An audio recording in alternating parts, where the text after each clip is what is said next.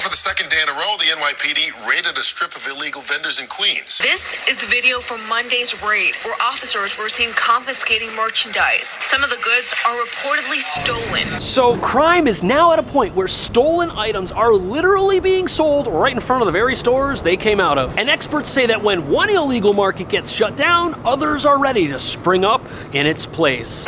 Video from Sunday shows street vendors and their products lined along 91st Street. Cops moved in, confiscating items, sending many vendors scrambling, quickly packing up.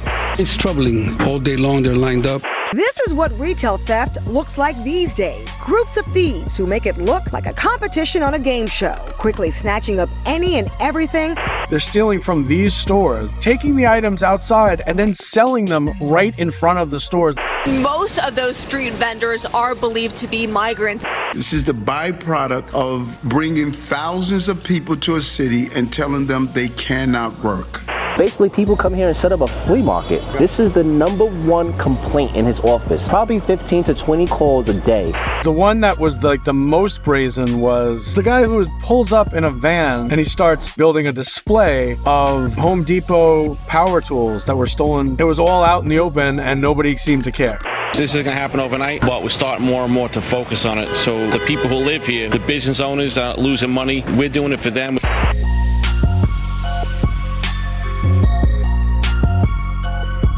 Right there, we've got the blankets full of illegal stolen merchandise, and then right over here we have a police car. But what nobody's talking about is that shutting down this illegal market won't do anything to stop New York City's shoplifting epidemic. Yes, an open-air market full of illegal products is a huge disaster, but experts say this is just one location where stolen merchandise gets sold. And as long as people can rob bodegas, chain stores, drugstores, the flow of stolen property to illegal markets will continue all over town, shutting down legitimate businesses who can't compete with thieves that have an inventory cost of 0. On top of that, the real reason this is happening, which nobody wants to admit, is that in New York City, if you steal under $1,000 worth of stuff, it's a misdemeanor. Nobody goes to jail for that. In fact, in many cases, the people who commit the crimes that lead to these products being on the street, if they get caught, they're back out the same day. They never miss work, and it's their full-time job. In fact, shoplifting now accounts for $4.4 billion of New York State's economy. Plus, even if the police could shut down every single market in town, there's still the internet, and stolen products sell just as well on Amazon, eBay, Facebook Marketplace. But the reality is the city has no way of shutting down these markets, because not only do the criminals who operate them fear absolutely nothing, operating directly in front of the stores they steal from, even after there's a police crackdown, the markets come back, sometimes just hours after the police leave.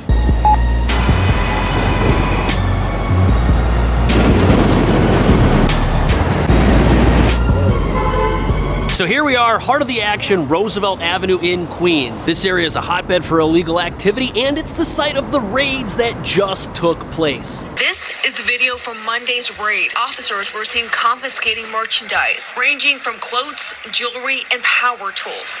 Some of the goods are reportedly stolen. So as you can see, massive police raid, multiple people, big trucks to cart away all the stolen merchandise. And although this recent crackdown made the news, what's not making the news is that things are just going to get worse. Because it's cold out right now. As things warm up, shopping at an illegal market outside, that'll be easier for most people. On top of that, the penalties for what you can and can't steal in New York haven't changed. Plus, the notoriety of this location creates an incentive for criminals to keep coming back. And that's because customers keep coming back. Plus, it's a high traffic area. You've got restaurants, little stores, there's even a subway stop right here. But apparently crime here is now so bad, it's turning this entire residential middle-class neighborhood into a no-go zone of sorts. The Wild Wild West, a illegal open-air bazaar where you could find anything, like anything you can think of, you could get as long as you had the cash. It was all out in the open and nobody seemed to care. So before we get into the frightening specifics of how this place is allowed to exist and operate, it's important to understand this is not going to be the last market full of stolen products we see in New York City. And the description of this being a wild, wild west is sort of accurate. Legal vendors, like you see over here by the train, have always had a big presence here. But legal vendors aren't the problem. The real problem is that since crime is allowed to flourish, and because we're not in a popular touristy part of New York City, city like Manhattan, police neglect areas like this. They don't patrol it. They're not looking out for these local businesses like they are Saks Fifth Avenue. So because this area gets neglected and you've got tons of shops all over the place and there's tons of customers because it's a high traffic area, crime here has been out of control for months. But here's what finally triggered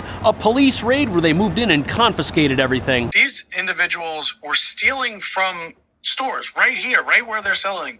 They're stealing from these stores, taking the items outside and then selling them right in front of the stores they just stole them. There's a place right behind me. Here's where New York City's soft on crime policies have led this neighborhood. If you steal for a living and you bring everything you have to a place like this and you sell it all, you gotta go back and get more. But what if everything you were gonna sell was available right here? You certainly wouldn't have to go very far to stock back up now, would you? Why go all the way to a Home Depot to get cleaning supplies when you can get them right here? And it's sad to think of how this is affecting legitimate businesses that paid rent and had a business plan until, boom, competitors showed up down the street who are basically treating legal businesses like warehouses for the products they're gonna steal and sell. There's a place right behind me called Lot Less. It's kind of like a retail kind of establishment. The gentleman who was running security there, who was actually hired and brought in, he told me that he had stopped or he had caught 20 individuals stealing that week. But how long is it going to be possible for a store like this that just opened to exist in the face of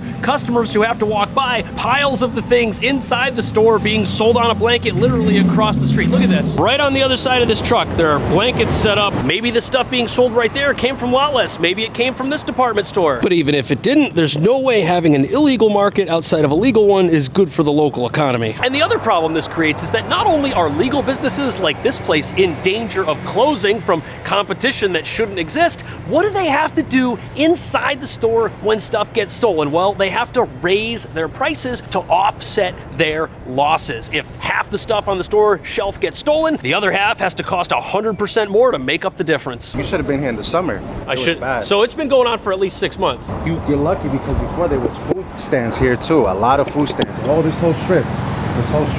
There was illegal vendors here. People selling a lot of stuff here too. How long you think before they come back?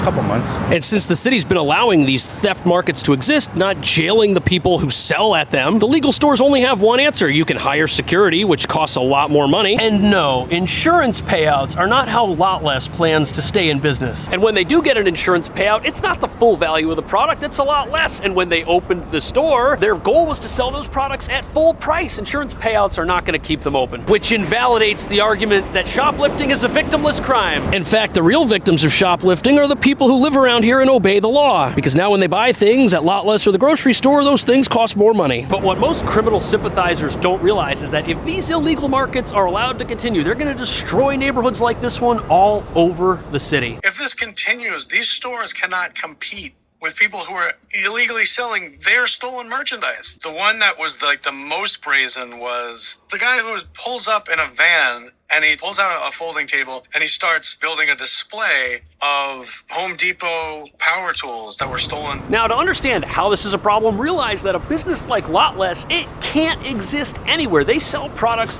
that are dirt cheap. That means they can't set up shop next to the Puma store on Fifth Avenue. They won't be able to pay the rent. But here in this neighborhood, they could find rent that was affordable. A Lot Less can only exist in a neighborhood where it has no competition. If something cheaper than Lot Less is over here, like a Family Dollar or a Dollar General, it'll be a lot tougher for them. They have to be the cheapest place in the area, but now right across the street, we literally have something much cheaper. Worse, it's existing off merchandise that came from the store inside here. I just spoke to the security guard. He said theft here is a big problem. But everyone I've spoken to says this has been a problem in the area for months. And if this isn't a new problem, and it's very bad for the neighborhood, and residents have been complaining, why is it that the city just decided to take action? Were they avoiding a crackdown here for some reason?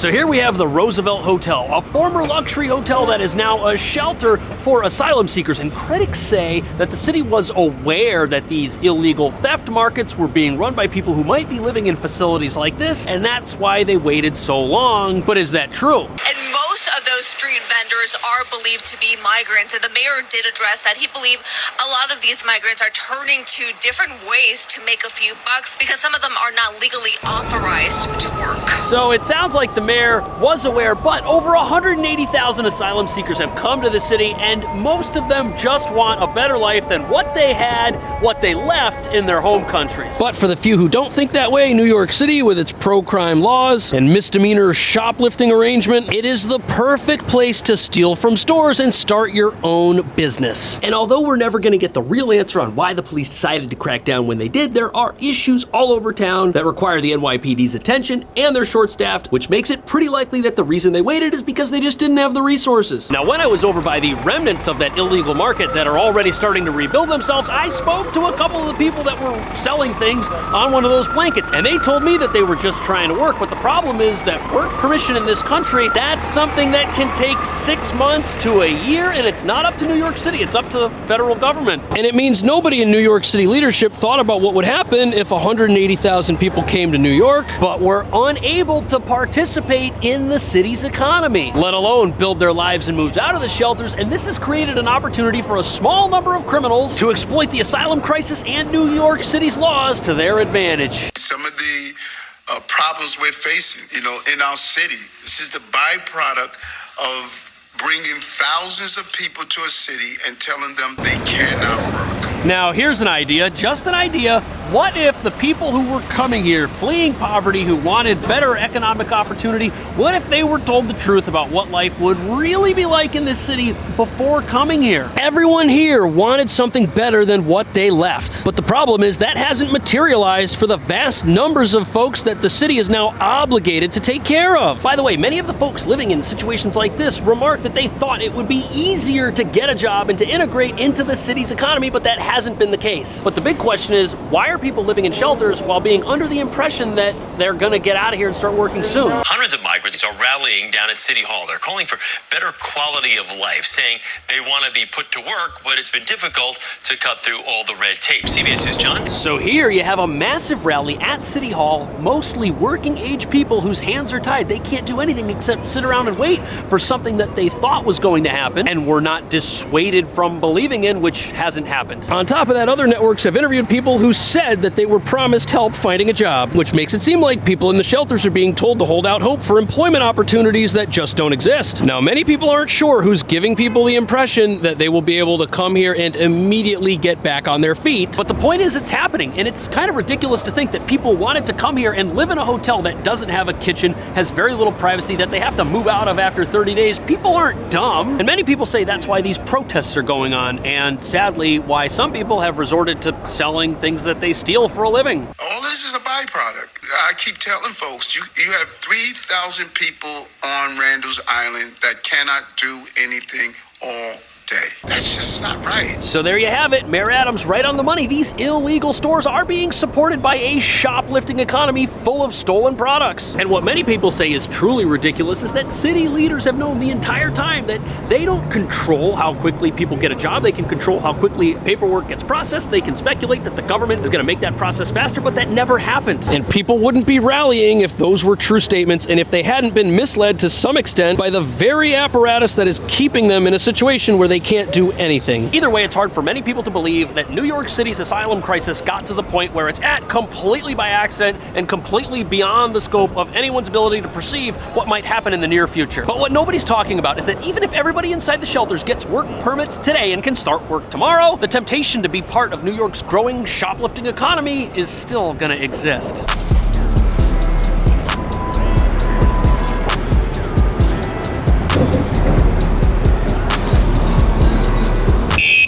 Whoa.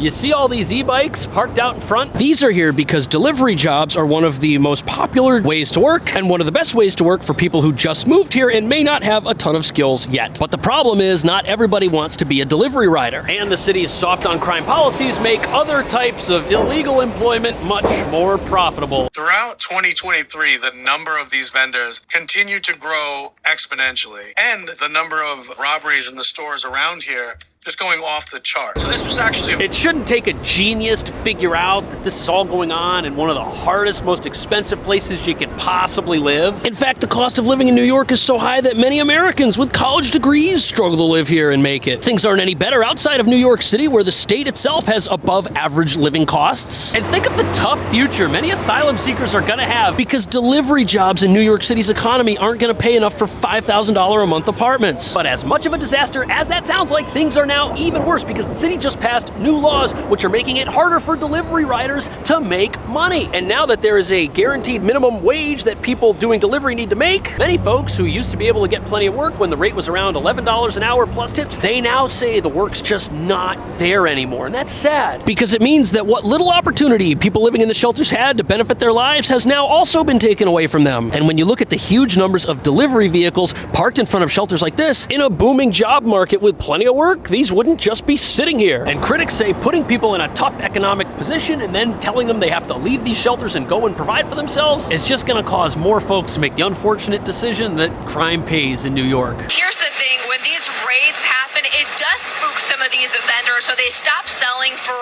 a day or two, but then once things cool down, they see police leave the area, well, they come back out here and set back up. So right, and remember that if you steal under $1,000 worth of stuff in this city, it's a misdemeanor. And even if the police confiscate all of your merchandise, who cares? You didn't pay anything for it, and you can easily go get more of it. And the sad reality is that New York City does not have enough police to really stay on top of this for as long as it persists. And many people say that if New York City didn't have laws which encouraged crime, many people in vulnerable positions wouldn't think of that as an option. And it's terrible watching this happen to the poor who've been totally screwed over by this system. Because New York is a city that hasn't built enough apartments for its population, which is why rents are high. They allow out-of-control crime, which is why things at grocery stores cost more or are locked up. And really what we have here is an unsustainable situation for the everyday working man. What do you think the city should do about it? Should we arrest criminals and put them in jail so the products we have don't have to stay in jail? Let me know. Thanks for watching. I'll see you in the next video.